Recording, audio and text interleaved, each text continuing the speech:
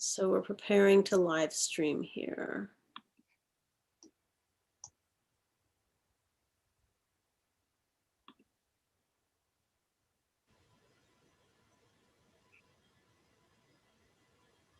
Looks like we're live. We are live, and all right, there we go.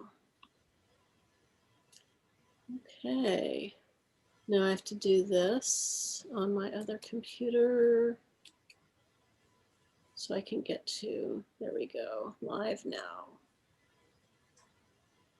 And I'm going to mute that also. Okay, so now I'm ready. Okay. There we go. So let me introduce you. My name is Elaine Ribsky. This is Elevating Women's Voices in the Workplace. This seminar is being run through Women of Rodef Shalom. We are a nonprofit part of Rodef Shalom congregation. We do a lot of good social action programs, such as this one, and help out around the community, run free movie nights and the like. So I'm going to introduce our speaker, Dr. Jessie Ramey, and then we're going to get started on this wonderful topic.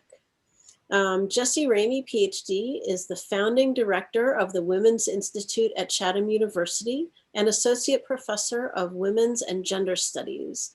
She is also the founding chair of Pittsburgh's Gender Equity Commission. Dr. Ramey is a historian of gender, race, working families, and U.S. social policy. Her book, Child Care in Black and White, Working Parents and the History of Orphanages, won the Lerner Scott Prize in Women's History from the Organization of American Historians, the Herbert G. Gutman Prize from the Labor and Working Class History Association, and the John Hines Award from the National Academy of Social Insurance.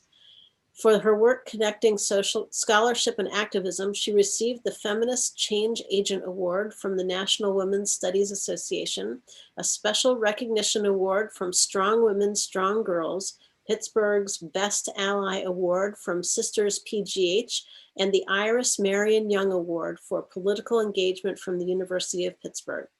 A parent of two seventh-generation Pittsburghers, Dr. Ramey lives in the city and has been active in the Pittsburgh Public Schools for 15 years.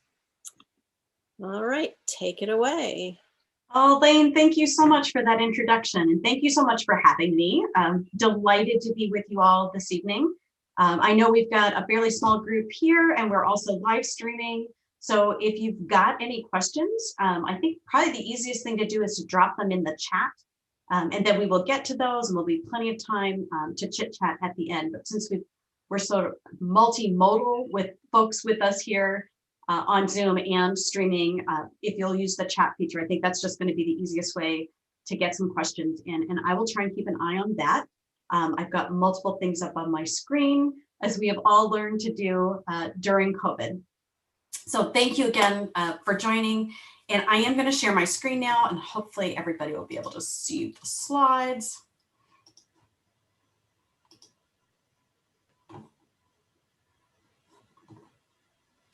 Okay. Can folks see that? Good, thank you. I saw the nodding. That's always helpful feedback while we're trying to figure out who can see what. So again, thank you so much for joining us tonight to talk about elevating women's voices in the workplace. I'm Jessie Ramey. My pronouns are she, her, and I'm very proud to be joining you from Chatham University, where I'm the director of the Women's Institute and teach in Women and Gender Studies. And I'm actually going to be sharing with you tonight some things that I talk a lot about in some of my classes. So I'm very excited to share with you some really recent data and some things that my students are often asking about. I thought what we would do, just by way of an agenda, is to talk a little bit about the status of gender equality, to start by thinking about how we lift up women's voices and what's going on with women in the workforce. So thinking particularly about women's gender equality in workplaces. And then we're going to talk about some of the data around what is happening right now with COVID-19 and the impact of COVID-19 on women in the workplace. Then I want to talk a little bit about the Gender Equity Commission and some of the work that it's been doing, particularly around some policy recommendations, lifting up women in the workplace, and some things that I think all of our organizations could potentially learn from those recommendations and implement in workspaces. And then I've got some next steps and suggestions for how you might get involved and we can stay connected. So that's my agenda. We'll try and get all of that in under an hour and leave plenty of time for some conversation at the end. So let's start by just taking a look at the current status of women, not only in the workplace, but gender equity or gender equality. This is some really recent data that the World Economic Forum puts out every year. This is their 2020 report on the global gender gap. And I often start by showing some of the global data because I think people often assume that the United States must be doing pretty well in terms of gender equality. And we're not even in the top 25.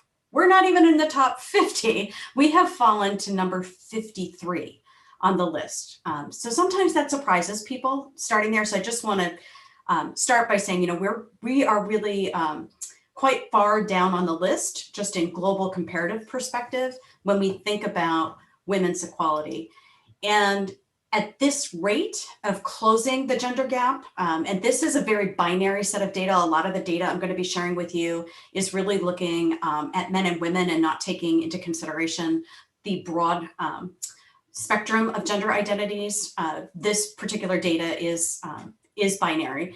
So they're looking at closing the gender gap between men and women. And you can see down there, North America at this rate will take us 151 years to close that gap. So it's going very, very slowly.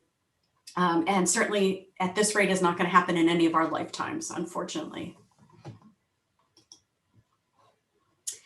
So sort of zooming from the global and now thinking maybe a little bit closer to home, I wanted to just show you how we stack up here in Pennsylvania. Here's some national comparisons. The Institute for Women's Policy Research just a couple of years ago rated Pennsylvania and gave us some pretty bad grades. So like we've got C's and D's here. So we're not doing so great in comparison in Pennsylvania. And again, employment and earnings, right? Some of these things directly related to women in the workplace. So important to think about.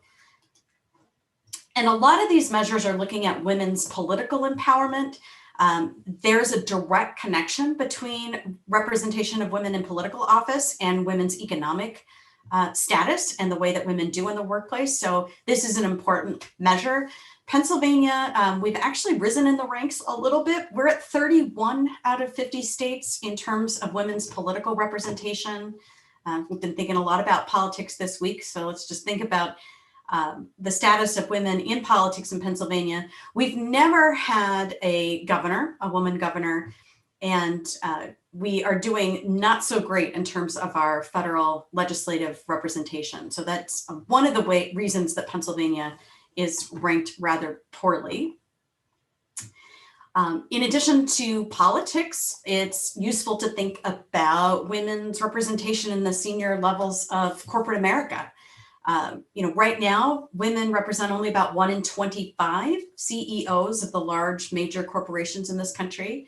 And you may have seen this graph. This is one of my favorites. It came out a few years ago. It ran in the New York Times. Lots of people were talking about it. Sadly, this is still pretty accurate. If you're looking at this, you can see that there are more guys named John who run major companies than all women. In fact, there are more men named David that run companies than all women, right? That's a pretty stunning piece of data just to kind of put in perspective how few women are in fact running or at the senior ranks in the C-suite of corporate America. And again, direct impact when you're thinking about these leadership numbers on the experience of women throughout the workplace.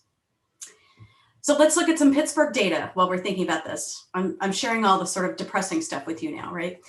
Let's take a look at how Pittsburgh stacks up in terms of women's business. This is some data around women's entrepreneurship that came out in 2018, ranking 50 large metropolitan areas, and it put Pittsburgh second to last in terms of women-owned businesses. So this is some data looking at the income generating businesses that women own, how many businesses women are starting.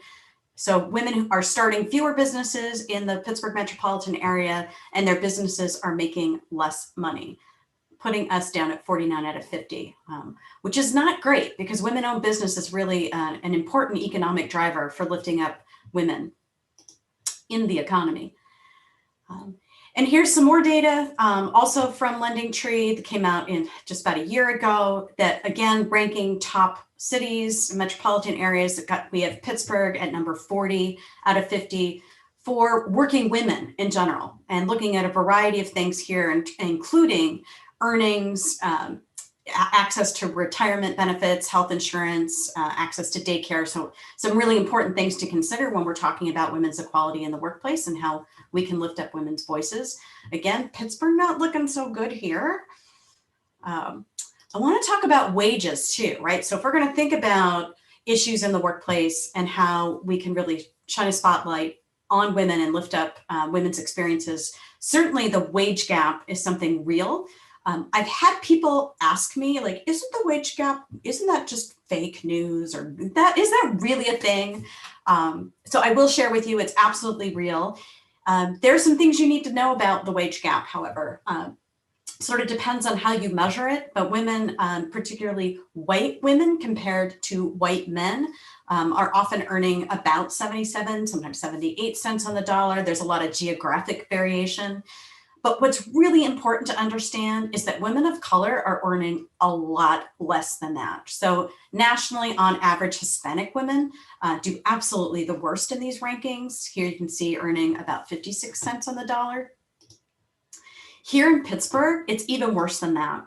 So we did a report that I'm going to talk about in a little bit with the Gender Equity Commission that really broke this down. But this is quite recent data. You can see that white women on average are earning 86 cents on the dollar to a white man's dollar, but Black women are only earning 63 cents. So that's really pretty abysmally awful.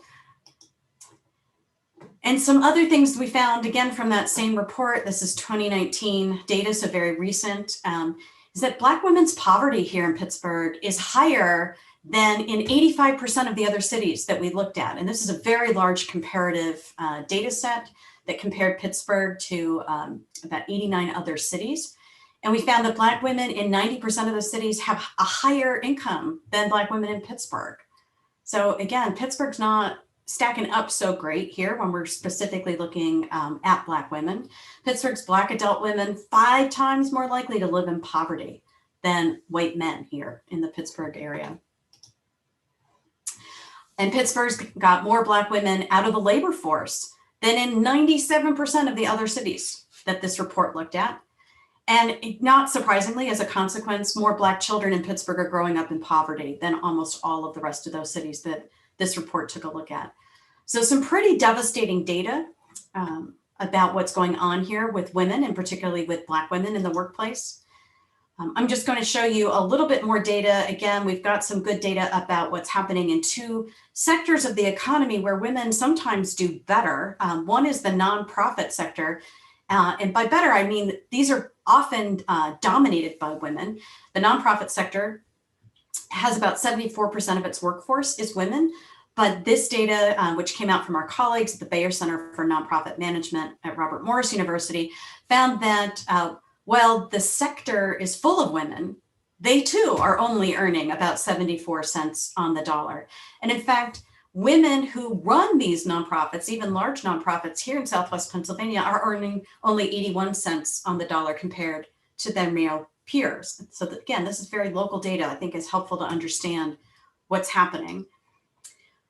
So we looked at some corporate America data. We were looking at nonprofit data. Here is public sector data. So this is where folks working for local government, public source took a look at those who work for the city of Pittsburgh, specifically a couple of years ago, and found that women working for the city were earning about 83 cents on the dollar.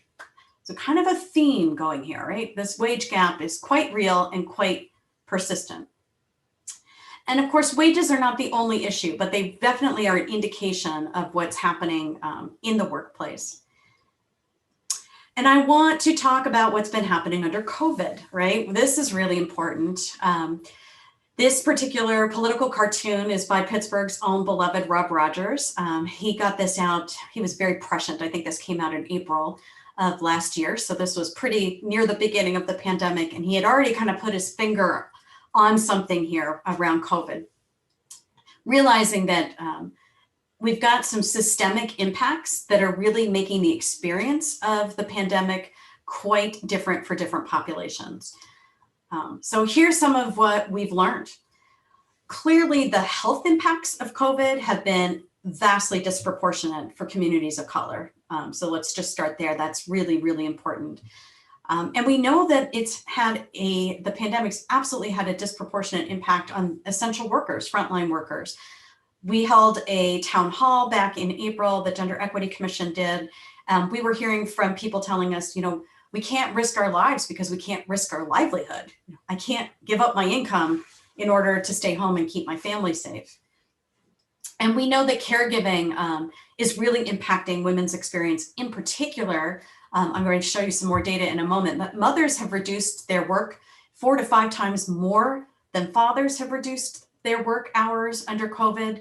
And women are really struggling with elder care as well. We often talk a lot about childcare, but women are frequently disproportionately the ones providing elder care as well. And of course, the unemployment data, right? Just dreadful.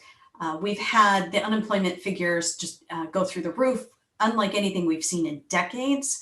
A lot of these figures have hit historic highs. Job losses, we've got the 2020 jobs data in now, and women lost over 5 million jobs in 2020. And I don't know if you saw the December jobs report, but that was a shocker. We had 100% of the jobs that were lost were women's jobs. So men lost jobs too, but also had some gains. So overall, women lost 100% of those job losses were women's jobs. And this is a historic turning point in some ways. We've not seen job loss data like this before. Most of the time, we've seen men lose more jobs than women. That is not the case with this pandemic.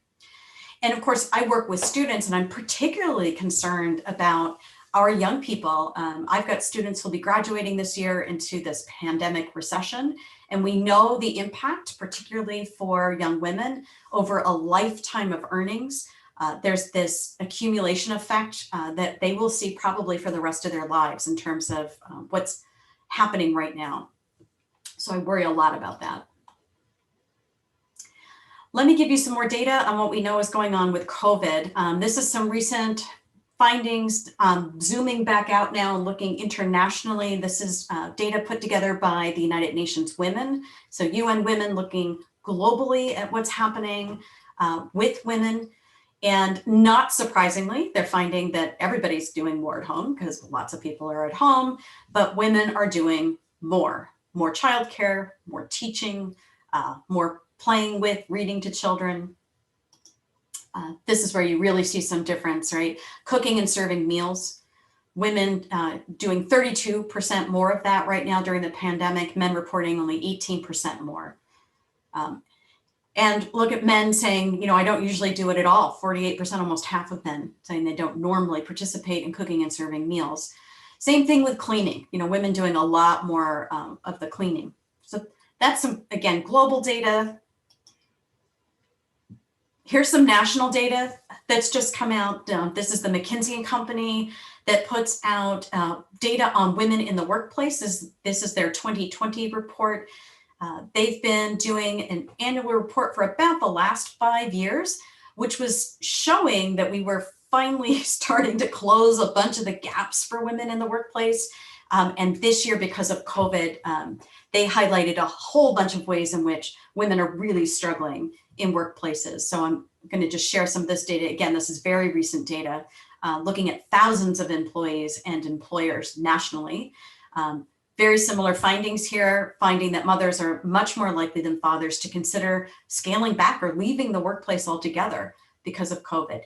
That was not true before COVID. I think that was widely assumed that women left the workplace more often than men, but in fact, that was a myth that McKinsey and Company itself helped to bust with their data. They were showing that women and men were leaving, only about 15% of women and men were leaving the workforce. So about the same numbers, but now this gap has really opened up. And we've got a lot of impacts on our senior level women. So these are our women leaders, right? A lot of report of feeling exhausted, burned out, right? And these are women's leadership voices that we absolutely need in our workplaces if we're going to think about how we elevate all women's voices. And again, just to show you some of the variation in data, to think a little bit more intersectionally, LGBTQ women, women with disabilities, Black women, experiencing some of the self-reported stressors, burnout, feeling like they can't even talk about these things at work, right? So some pretty devastating data that I just shared with you. We'll take sort of a breath there because I want to jump in and talk about the Gender Equity Commission. And maybe some things that we can do about some of this data, because that is not pretty data, that's for sure.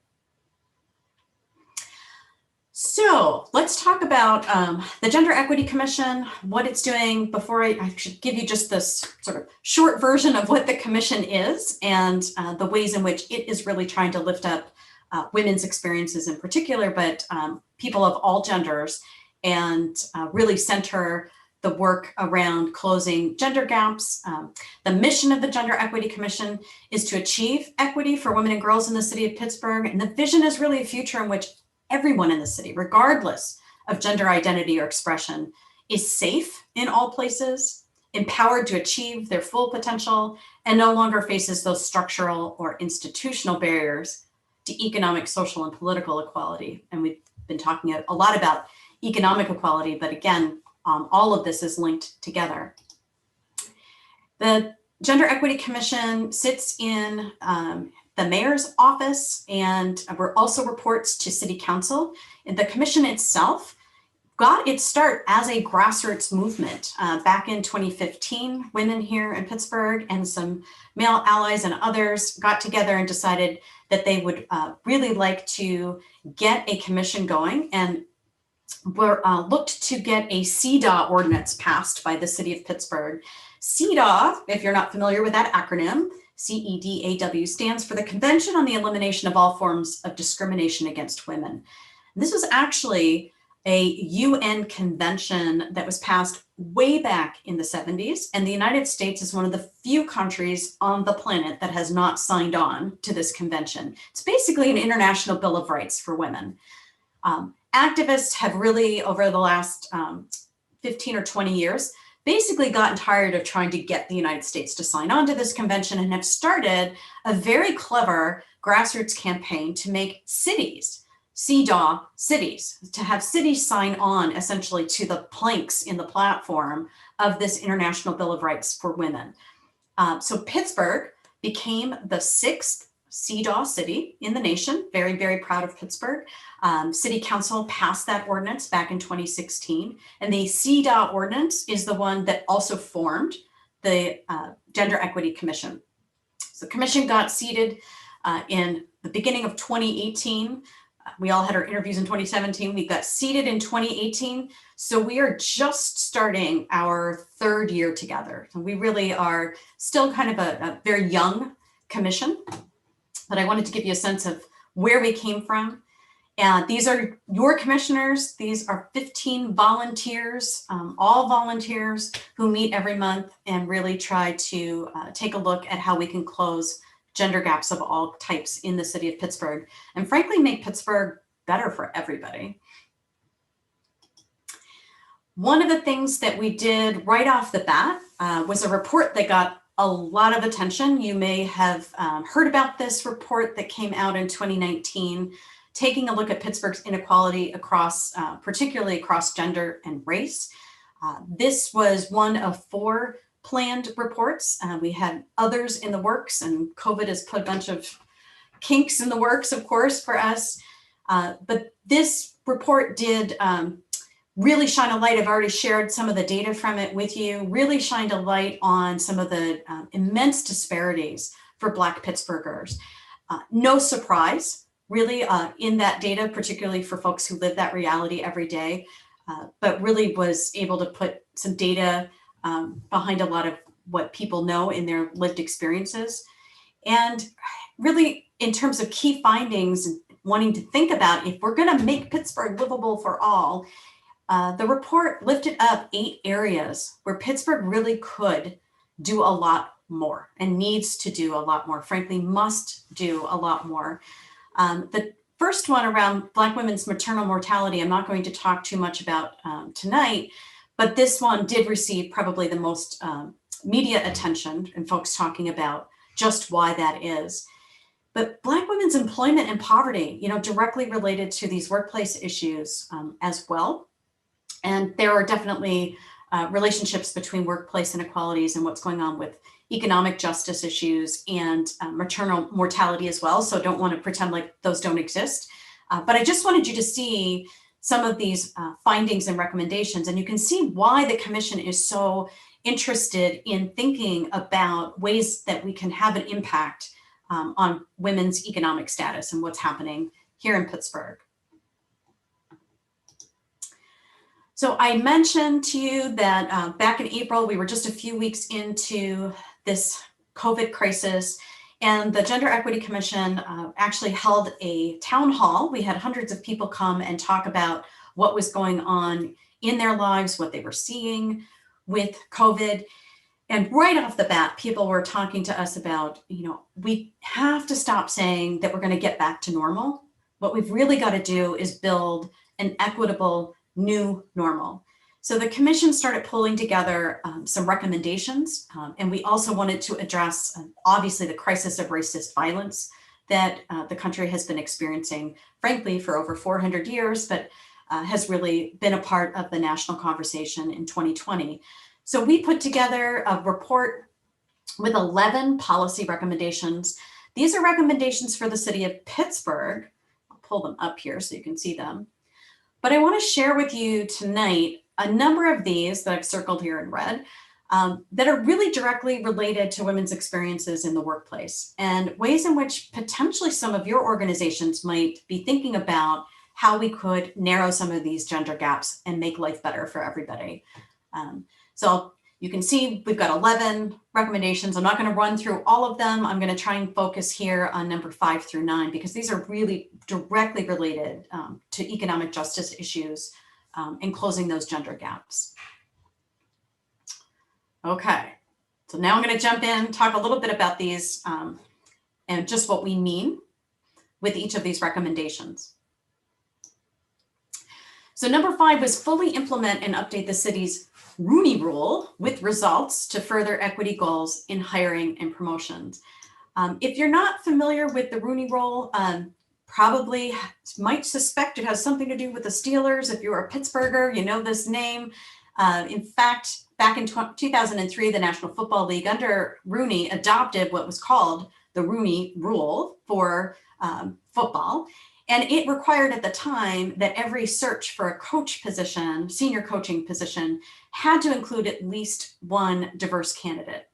And this was really hailed at the time as being a step forward in terms of getting diversity and inclusion. And it was named, of course, after Pittsburgh's own beloved Dan Rooney, the late former owner of Pittsburgh Steelers and chair of the league's diversity committee. That rule has gone through a number of changes over the years, has expanded to include more people within the NFL. And one of the recommendations for us here in Pittsburgh is to start to think about how we might use the Rooney Rule in our own organizations. And in fact, Mayor Peduto back in 2017 issued an executive order for the city of Pittsburgh. This is just applying to the city as an organization, right? The city as an employer, to use the Rooney Rule for senior hiring and to promote sort of multiple dimensions of diversity, including gender, for city of Pittsburgh hiring. So that's great. What we're recommending is that we really expand our thinking around the Rooney Rule and what is being called the Rooney Rule with results. This actually comes to us from the Corporate Equity and Inclusion Roundtable, that phrasing, to think about, well, what does that mean? What could we be doing in our own workplaces? So for one thing, if we're going to expand the Rooney Rule or maybe implement the Rooney Rule in our own organizations, it's not enough to simply have this rule. You can't just have the rule and then expect things to get better. So we have to actually think about expanding this a little bit. The first recommendation that we had, and I think this is important to consider, is that we require an intersectional pool of at least 50% diverse candidates when we're doing hiring. So for example, the Rooney Rule has been implemented in a lot of legal profession. Over in the legal profession, it's called the Mansfield Rule. A lot of law firms have been implementing it. So if you're in law, you might be familiar with what they are calling the Mansfield Rule. It's really the Rooney Rule. And they've been really requiring law firms to have at least 50% in all of their hiring pools of diverse candidates. And you can apply diversity broadly to include women, LGBTQ people, lawyers with disabilities, or people with disabilities, racial and ethnic minorities. You define that pool broadly. That's one very helpful way to make sure that your final candidate pool is diverse, or your candidate pool, period. Then including at least 50% diverse candidates in the final candidate pool. So like starting with the candidate pool, then making sure you've got at least 50% diverse candidates in the final candidate pool. This is really important because we've got some really great data on what happens if final candidate pools. So if you're involved in any kind of hiring at your organization, if you have a final candidate pool, and I'm going to show you a chart here, I'm going to jump ahead and then I'll come back. If you've got a final candidate pool with 4 people in it, and if you have, let's say you're interested in gender diversity in your hiring, and you've got 1 woman and 3 men, again, this is very binary data. If you've got 1 woman in that final candidate pool, most people would say, well, that probably means we're going to have about 25% chance of that woman getting hired. In fact, really good data here, real study that demonstrated that that woman has 0% chance of being hired. Like not even 1%, 0% chance. If you can get your final candidate pool to include 2 women and 2 men, a woman stands a 50-50% chance of being hired. That maybe seems like common sense.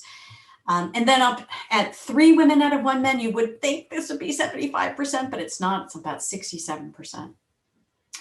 One of the things that's going on here is that when you've only got 1 woman in your final candidate pool, you might think, hey, I did it. We included, a diverse candidate. We've got diversity there, right? If there's only 1 person, it triggers a lot of unconscious bias against people, particularly making that 1 person look like they don't fit, like they just are not the leader that you're looking for instance. There really triggers a lot of unconscious bias, particularly against women and other people with multiple marginalized identities. So this is actually this is actionable data, right? We can do something about this. If you've got final candidate pools, if you can make sure that you've got at least half of the candidates in there, you can actually eliminate some of this subconscious bias that's triggered during the hiring process. So I like that when we can look at data and say, there's something we could do about that. Let me go back up here to the Rooney Rule. So that's the second recommendation. The third is pretty obvious to anybody who does work in organizations, but you've got to build in tracking and data collection to ensure that what you're doing is working. And really try to think about how that's going to work. And then last but not least, it's really important in hiring. I'm spending a lot of time talking about hiring and promotions here because this is really where a lot of women, fall out of the so-called pipeline. We've got to extend the Rooney Rule to every level. When the Rooney Rule started, it was just looking at senior hiring. In the NFL, they've started to push that down. We recommend really thinking in organizations about expanding opportunities for diversity and inclusion all the way down to the absolute first rungs on that advancement ladder. And I'm going to show you why, because this is, again, really important data. This is back to the McKinsey & Company data, again, looking at thousands of employees and employers. This is that so-called pipeline. Probably heard about the pipeline. We've been talking about the pipeline problem for years and thinking about, again, very binary data here, but looking at women and men, and particularly looking at some racial data as well, and thinking about the ways that women move through the so-called pipeline of their careers, right? And what we've talked about now for about 25 years is that this pipeline is super leaky. People are leaking out of the pipeline at every stage. The leakiest part of the pipeline is the so-called first rung. So if this was like actually a ladder, we're mixing our metaphors now, but if this was a ladder, a career ladder, the first rung is the most broken. So it's really the step up from that entry-level job to the first promotion where we lose the most people. And you can see that there from entry level in this pipeline to the first promotion level of manager. We have already lost a significant number of women and people of color. So if we're going to think about expanding the Rooney Rule or other efforts of diversity and inclusion in our workplaces, we've really got to push that thinking, not just at the C-suite, but all the way down in our organizations. And this, I think, is some very compelling data that demonstrates why that's so important.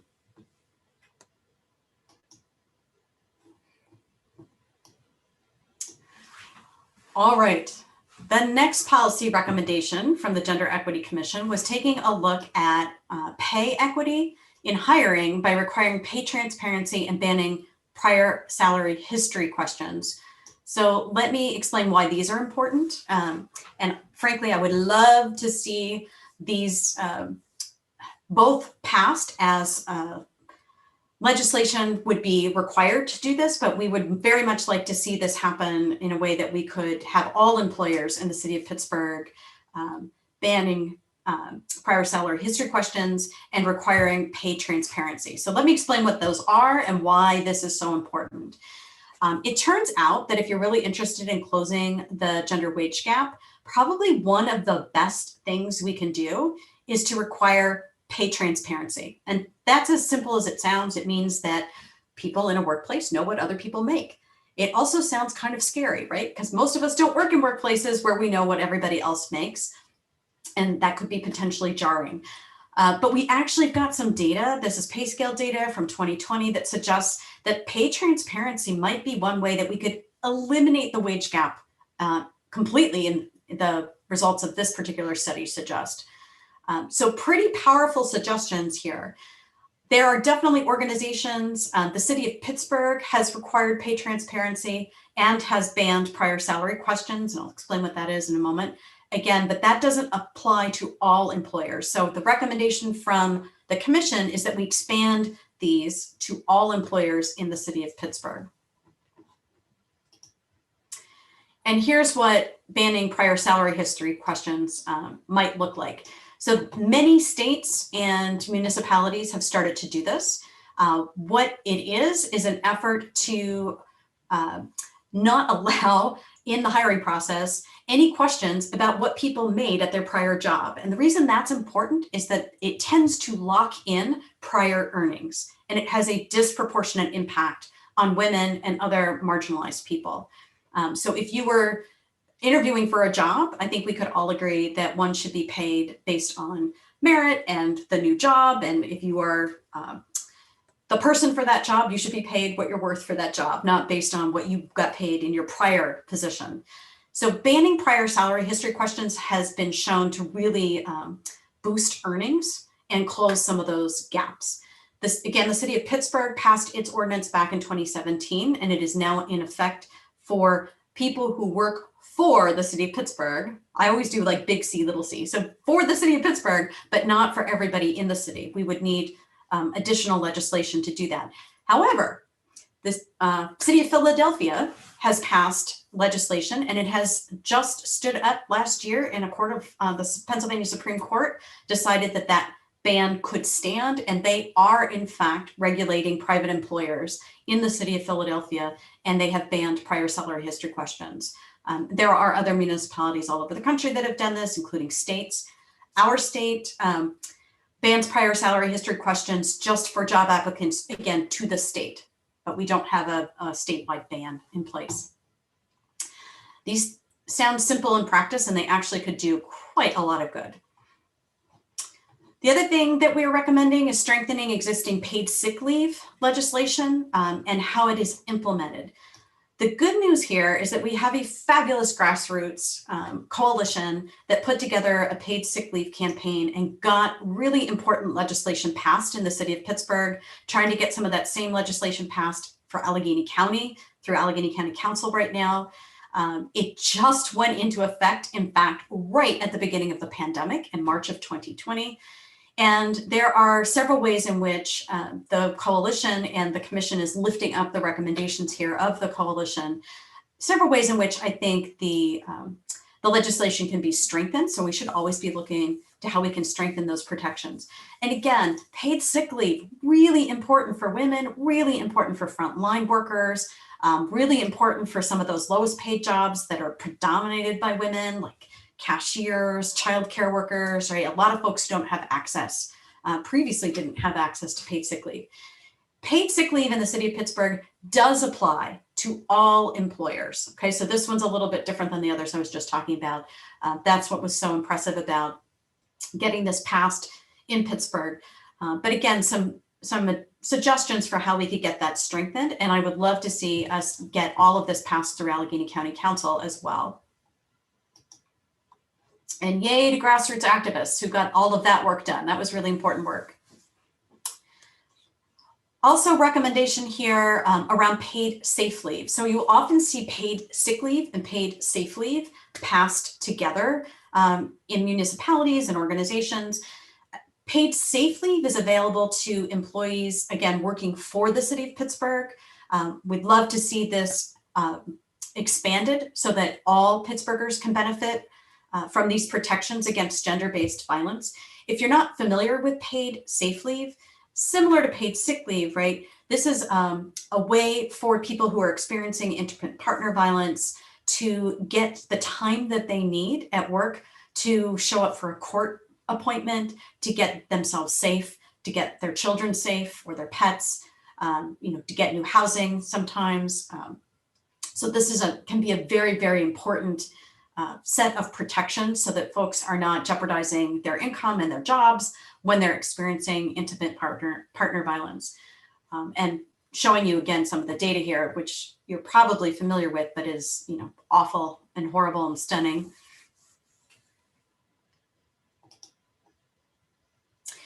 And finally, some really important recommendations around expanding access to quality early childhood education.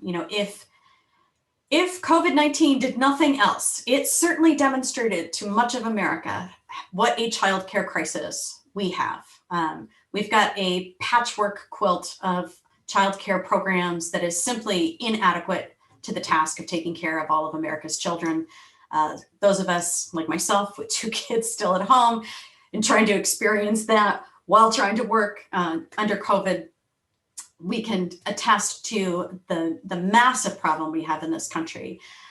We're one of the only countries, frankly, in the world that does not have any kind of federally protected system for childcare or access to early childhood education. And it is long past time. People have been talking about this one for a very, very long time, but certainly COVID-19 has brought this into sharp relief. And it is absolutely the child caring responsibilities of women that sit disproportionately on the shoulders of women that are impacting so much of that data I shared with you around what's going on with women in the workplace, leaving the workplace 4 to 5 times more than men right now. So if we want to think about expanding access, I would certainly love to see universal pre-K, the quality, free to all. That I think is a really achievable goal. In the report that we put together at the commission, we've also got some really interesting recommendations around like out of the box thinking. Probably way past time for us to do this, but maybe Pittsburgh could become a leader, frankly, in forgiving student loans for people who study early childhood education and go into this field. Recruiting and retaining talent in childcare agencies is a huge problem. It's a very underpaid profession. So the more we could do to support workers in this field, the better. Also, a lot of childcare providers are very small home care providers. These are small businesses run by women. So we've got some recommendations around what we could do to support these women-owned businesses. So some really great out-of-the-box thinking. Going to take some resources, but I think this is one area, again, where frankly, our mothers and our grandmothers were talking about this. So I think it's time that we do some more talking about it and get it figured out, right? All right, so I just quickly ran, well, not so quickly, but I ran through those recommendations coming from the commission. I think there are a lot of opportunities here for our own organizations. We could be adopting and thinking about some of these kinds of things as interventions within our own organizations and naturally at a policy level. You know, I really think we're not going to see a whole lot of change for individual women until we get some of the systemic movement going. And I think these are really some strong ways in which we could see some of that change. So I just want to leave you with a few next steps, things that are coming up, things you might be able to get involved in, and then I'll be happy to take some questions. One thing I want you all to know about is this new project in the mayor's office, a partnership with United We. This is a national organization. They've got something called the Appointments Project. This is a really neat training program to get more diversity on our boards, authorities, and commissions. Gender Equity Commission, obviously being a commission. We have a lot of other boards and authorities in the city of Pittsburgh. Pittsburgh's actually doing a really good job of getting a lot of diversity along multiple axes into its boards, authorities, and commissions. But this Appointments Project is an opportunity to get some free workshops, and you get your name on a list, take some of these workshops. If you go to their website, United We, click on that Appointments Project tab, and you will see more information about just what they're doing. But it's a nice partnership with Pittsburgh, and they will be running some more of their workshops and then helping the city of Pittsburgh when it has openings on its boards, authorities, and commissions, most of which are all volunteers, and these are usually mayoral appointments, will help whoever is mayor now and in the future select some of these terrific people. So I invite you, if you're interested in that kind of leadership position, I'd love to see more intersectional, broad diversity and along gender lines in there too. Another very new partnership is with the AAUW. This is the American Association of University Women, with their Work Smart program. And this is a partnership that was a direct recommendation from the Gender Equity Commission. Really excited to see this work moving forward. Work Smart is running free online trainings right now for people, all people, but with a big focus on women. In the city of Pittsburgh, we've got a goal of educating, AAUW's got a goal of educating just thousands of people nationally. We're really hoping to get a large number of folks through this program. And what this is negotiation and sort of strategic communication training for individual women. So if you've got, and all folks, I keep saying women, but this is open to people of all genders, but really with an aim at getting some skills around negotiating and getting yourself through that promotion and getting through that pipeline, right? In the door and then up the rungs. So free. Again, you can go online onto the Gender Equity Commission website. Everybody can use Google. You probably can find our website. Go on there and there's more information about the Work Smart program. We're also going to be rolling out a Workforce Equity Council. And so if you're with an organization, corporate, nonprofit, otherwise, that might be interested in sitting on a council and thinking about how we can model some of these best practices in the city of Pittsburgh. We're actually going to be adopting a model that was used in Boston, and we're Pittsburghizing it for here. So I'm pretty excited about what that Workforce Equity Council will allow us to do. Some some opportunities perhaps for some of you to partner with the city of Pittsburgh on that. And then I just want to mention, back closer to home at Chatham, we've got a Just Film series, which is all online right now, and I would love to have you join us. This is a lovely partnership that the Women's Institute does now. This is our 4th year running with the Women and Girls Foundation, the YWCA, Women's Law Project, just some great community partners doing really important gender equity work every day. We show a documentary film every month, and we have a panel of speakers who speak after the film. The next film is in February called Black Feminist. We'll have a great panel, including the 2 directors of this film, join us via Zoom. So find us online. You can find more information. You have to register to join us. You'll get a free link to watch the film, kind of like a book club. You watch the film on your own and then come to the panel. Next year, we'll all be back together doing all of these things, including lectures like this one will be in person. And finally, I invite you to stay in touch. So here's my contact information. You can always reach out to me via email, jramey@chatham.edu. If you would like to reach out to the Gender Equity Commission, our email address is genderequity@pittsburghpa.gov. That's all one word, genderequity@pittsburghpa.gov. And we love to hear from folks. So why don't I stop my screen share here, come back together, and I would be very happy to take some questions if you have them. There were some questions in the chat. Okay, let me pull up. Thank you. Yes, we're all looking at 5 things at once. I see the first question around CDAW. So can states also sign on to CDAW? That's a great question. I am not sure that we have any states that have done that yet, but I would love to see it happen. There's no reason that that can't happen. Again, this was a grassroots effort. There are, I think, 16 cities now, municipalities that have signed on to become CDAW cities. So the movement has really moved down to the local grassroots level. But I think it'd be marvelous, particularly for some of our women's commissions at state levels, to take a look at state level CDAW. You know, it's really signing on to that International Bill of Rights for Women and thinking about the planks that were in that original document and how we can implement them into local policy. So there's no reason why it couldn't be at the state level. And I don't want to misspeak. Somebody who's got their Google up can fact check me. There may be, in fact, some states that have already joined.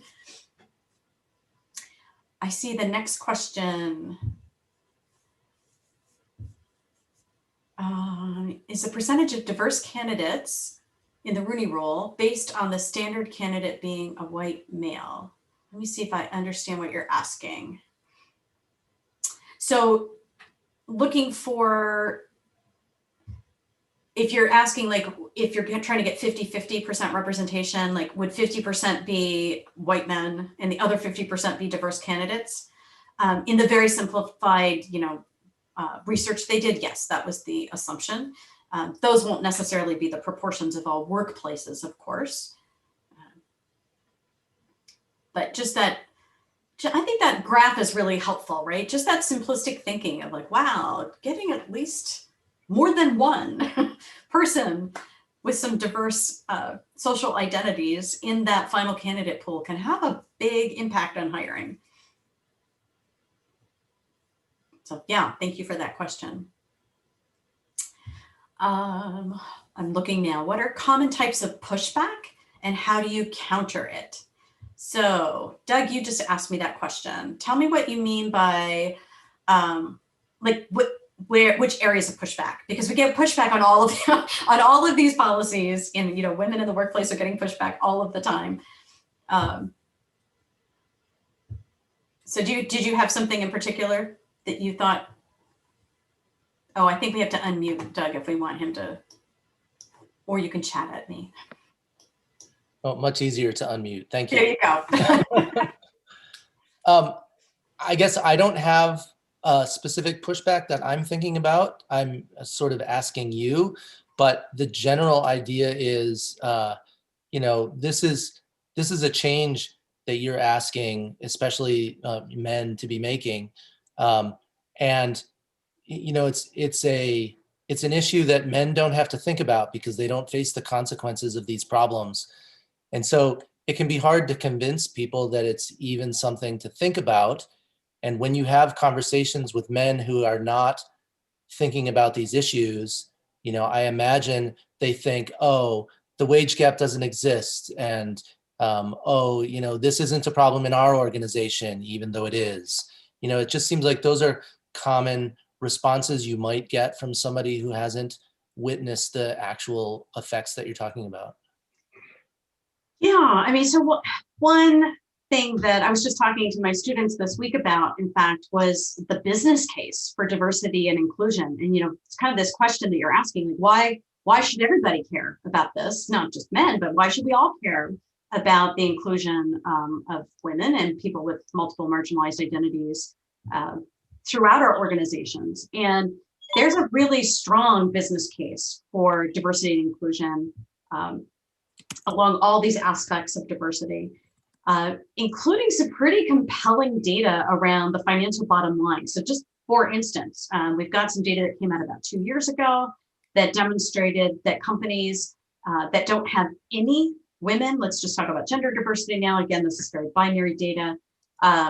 If you have no women in the C-suite, so no women in your senior ranks, if you can get that up to about 30% representation of women, again, that's not even parity, right? Parity would be 50-50. But if you can get up to about 30% women in your C-suite, the data is showing that you can have a 15% return on that investment. So 15% improvement in the bottom line. That's huge, right? Just like right there, that piece of data alone in terms of thinking about the financial case for diversity and inclusion. I can quote many, many, many more studies like that that really build the case for why teams work better when they're diverse, why you get away from groupthink, why organizations are more innovative, right? So there's a lot around talent, recruiting of talent. The more we do to create workplaces that are family friendly, that support, women, again, who do the disproportionate burden of caregiving obligations.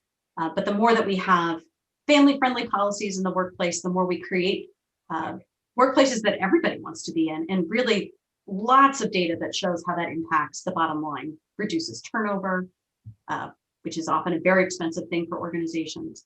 So, frequently when I hear, concerns, I will sort of come back with some of this business case for why this is so important, because we've really got now some very compelling data from the last 20 years.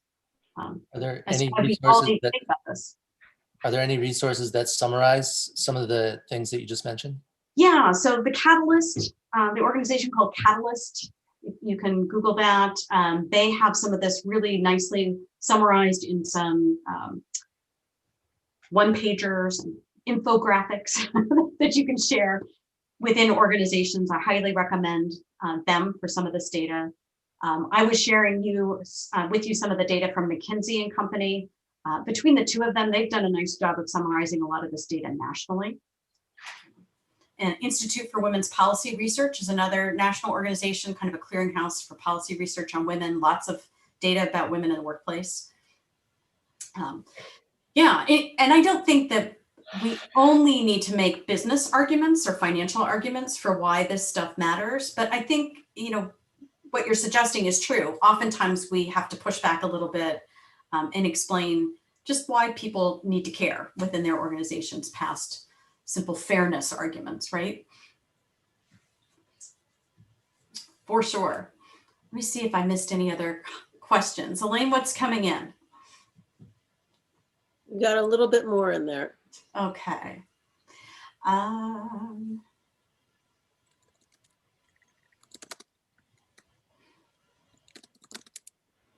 Olivia comment, they do face the consequences. They just don't realize that the world misses out when these are the conditions. Yeah, absolutely. Thinking about impacts on organizations for sure. And of course, I worry about impacts on individuals, not just organizations. Somebody was asking, do you think having Vice President Harris will help people take a closer look at gender inequality? Yeah, I think anytime we've got women in these, these historic firsts are always moments for us to stop and think about gender inequality. But even beyond that, there is real evidence that role models have a big impact on getting more women into fields. So it's called the role model effect, not surprisingly, it's what it sounds like. We've got some data that comes out, again, nationally, where some other countries that have been doing a lot better than us for a lot longer than us, who have more women in senior political representation. Being able to see that seems to correlate with representation of women across other spheres in leadership positions. So that's a really interesting piece of data. And of course, you've probably heard the phrase, you can't be it if you can't see it.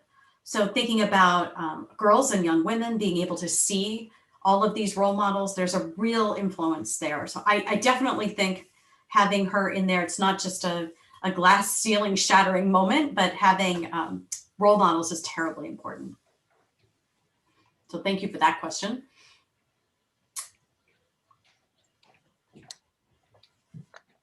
And last but not least, we're just at 8. So let me take one more question here. Are there lessons to be learned from the work from sports like the Rooney Rule that can be applied in tech spaces, and specifically the pipeline of talent in tech? Yeah, very leaky for women and girls, people of color, people with other marginalized identities, people with disabilities, queer people, right? Like that pipeline, I had a student the other day describe it. It felt like, to her, like a rusty pipeline with all these like jiggy jaggy things in it that were getting people stuck inside it. And then it had holes and people were shooting out, we can push the metaphor if we want to, but that pipeline is pretty atrocious still in STEM fields and in tech. All of these things, the Rooney Rule, all of the things that we were talking about absolutely can be applied to other organizations. There's no reason why this wouldn't apply within the tech field. Really thinking about, I think, reframing our thinking around this being a problem of not having enough talent. So often, I think one of the problems with that pipeline metaphor is that, well, we have a talent problem. Where are the people? And we just need to find the people and shove them in one end of this pipe, and then they'll come out the other, right? And that's kind of silly thinking, right? We've demonstrated over the last 20 years that is not the case. But where do you stick this end of the pipe to sort of suck up your talent? And a lot of people will say, well, there just aren't, there aren't enough people out there. There are lots and lots of talented people. A lot of this is about pushing that pipe down, and thinking about girls and young women, and how we encourage folks to go into these fields. Like where are those leaky points? We know that 7th grade, right, is a big washout point for a lot of girls who start after the age of 10 to lose their interest in STEM and their confidence. So just kind of pushing us to think a little bit about our metaphors too, so that we aren't excluding people or assuming that the problem is women. That's what the conversation comes back around to, assuming the problem starts with women. I think a lot of these problems are more systemic. So I appreciate that question and thinking particularly about what we can do. But I think a lot of these recommendations around hiring and promotions, about workplace culture, these are some recommendations that apply across disciplines. Love to see more organizations working in these areas. And if you're in one of these fields and have an interest, again, I really invite you to get connected with the Gender Equity Commission and think about that Workforce Equity Council, because that's going to be a really strong place to have some of these conversations. And I would love to see Pittsburgh be a real leader in this area. It's time to get us off the bottom of all those charts, and really lead. So Elaine, thank you so much for having me this evening. Thanks for these terrific questions. I'm so happy that you could join us, and it was a spectacular, interesting talk. And I hope that that we can really get some action on this and improve everyone's lives, because we already also know that when women's lives are lifted up and improved, everyone's lives are lifted up and improved. So again, if you have any questions, Dr. Ramey did post her contact information, so you can contact her that way, and we'll be doing more interesting and thought-provoking social justice seminars in the future through Women of Rodef Shalom. Thank you very much. Thanks again.